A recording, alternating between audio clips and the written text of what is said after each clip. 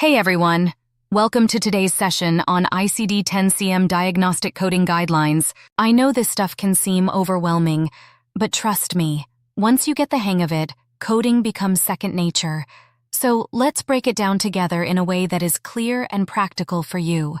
Let's start by asking, why are ICD-10-CM guidelines so important? Well, let's start with the basics. As medical coders, our job is to make sure that every diagnosis, every procedure, and every visit is accurately documented. We rely on the ICD-10-CM system to accurately reflect the diagnoses in the medical documents. But here's the catch. You can't just pick any code you think fits. There are rules, and they are there for a reason. The ICD-10-CM official guidelines were created to help ensure we're all coding the same way. Whether you're coding in Texas, New York, California, or Florida, the basic rules stay the same. This helps avoid mistakes and make sure that everyone, from doctors to insurance companies, is on the same page. So you might be wondering, who decided on these rules anyway? Or, who's in charge of these guidelines? Great question.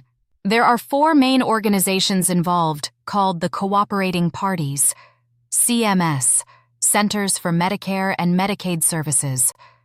NCHS, National Center for Health Statistics. AHA, American Hospital Association. AHIMA, American Health Information Management Association. These groups are the big players in the world of coding, and they ensure we're following proper procedures. Pull out your coding manuals and look at the guidelines in the front of the manual.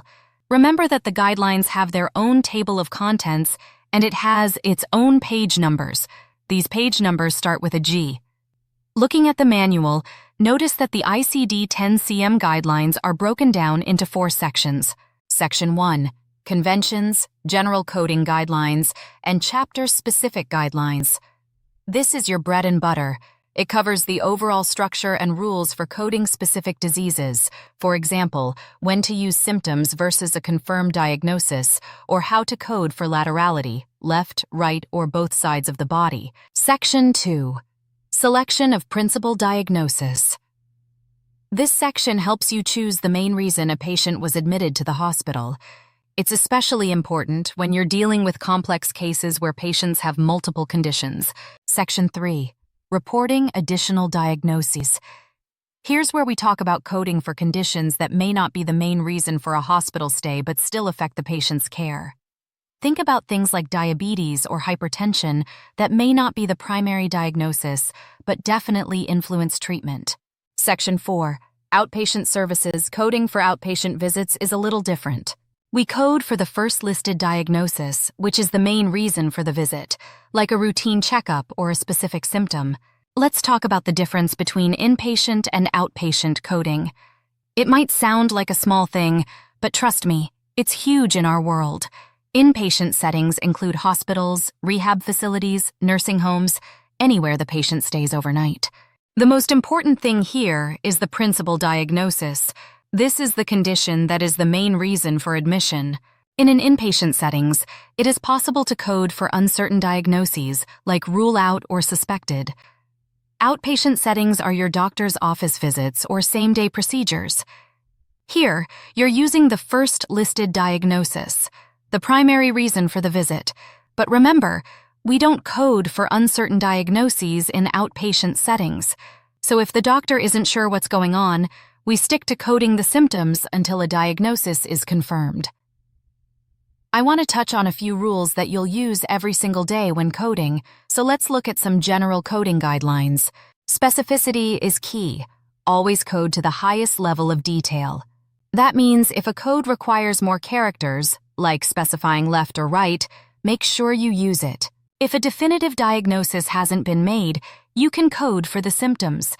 But if you already know what the diagnosis is, leave the symptoms out. Chronic versus acute.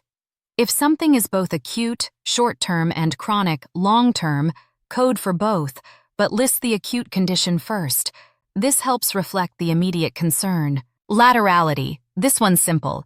If the condition affects one side of the body, left or right, make sure to specify which side. and never assume when determining your code selection. In an outpatient setting, let's suppose a patient comes in with chest pain, and the doctor suspects it could be angina or maybe something else. We don't know for sure yet what the diagnosis is, so in this case, we code for the symptom. The symptom is chest pain since that's what the patient is presenting with. Later, if it turns out to be angina, we can update the code. Now imagine a different patient who has both chronic asthma and an acute asthma attack. In this case, we code for both.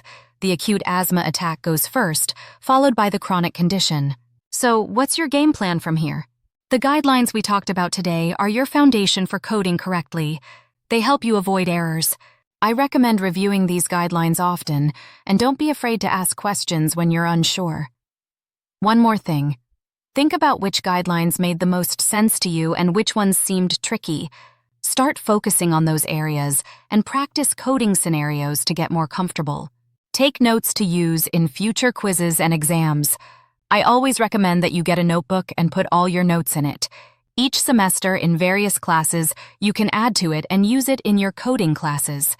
For instance, have a section of medical terms, a section for ICD-10 a section for guidelines, so on and so forth. It is up to you how you organize. You can update these and change it up as you add more information to the notebook. As you add to the notebook each semester, you can review information from previous classes, take out information you have committed to memory, make the information more concise, change the layout or whatever you want to do. These are your notes. You can cultivate a system that works best for you. Thanks for sticking with me today. I hope this lecture has shed some light on diagnostic coding guidelines. Coding might seem like a lot in the beginning, but with time and practice, it becomes second nature. Keep reading through the guidelines and ask questions if you need to. See you soon.